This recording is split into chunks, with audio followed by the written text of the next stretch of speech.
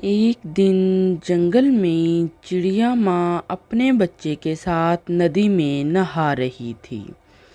तभी वहाँ एक और चिड़िया आई और बच्चे के साथ खेलने लगी और जाते हुए बच्चे को अपने साथ ले जाने लगी। अरे बेटा चीकू, तुम कहाँ जा रहे हो? मैं तो यहाँ हूँ।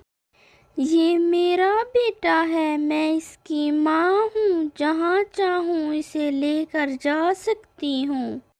ये मेरा बेटा है, तुम कौन हो? हम तुम्हें नहीं जानते। दोनों झगड़ा करने लगीं। जंगल के सभी परिंदे इकट्ठे होने लगे। किसी को समझ नहीं आ रहा था कि सही कौन कह रहा है और असली माँ कौन है।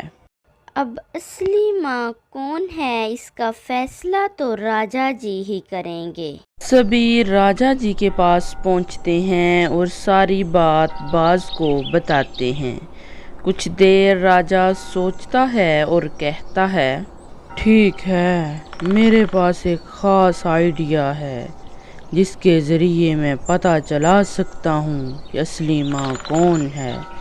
लेकिन इसके लिए मुझे इस बच्चे के एक पर को तोड़ना होगा। राजा की बात सुनते ही सभी खामोश हो गए, लेकिन नकली माँ ने फौरन ही ये शर्त मान ली।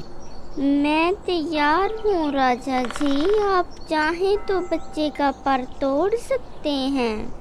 मगर असली माँ ज़ोर ज़ोर से रोने लगी और सोचने लगी, नहीं नहीं नहीं, अगर राजा ने मेरे बेटे का पर तोड़ दिया तो वो कभी उड़ नहीं सकेगा।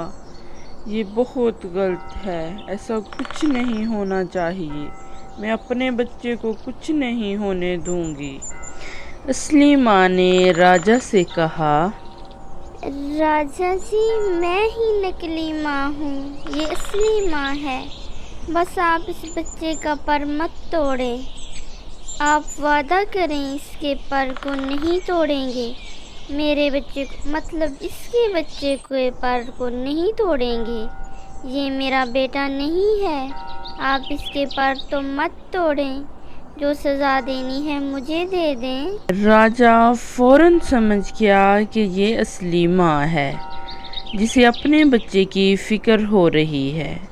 राजा ने नकली माँ की तरफ गुस्से से देखा और वो डर की वजह से बच्चे को वहाँ ही छोड़कर चली गई और असली माँ को राजा ने इसका बच्चा दे दिया और कहा, तुम ही असली माँ हो। माँ कभी अपने बच्चे का बुरा सोच भी नहीं सकती। मैं तो फौरन ही समझ गया था। तुम्हें रोने की कोई ज़रूरत नहीं, तुम इस बच्चे की असली माँ हो।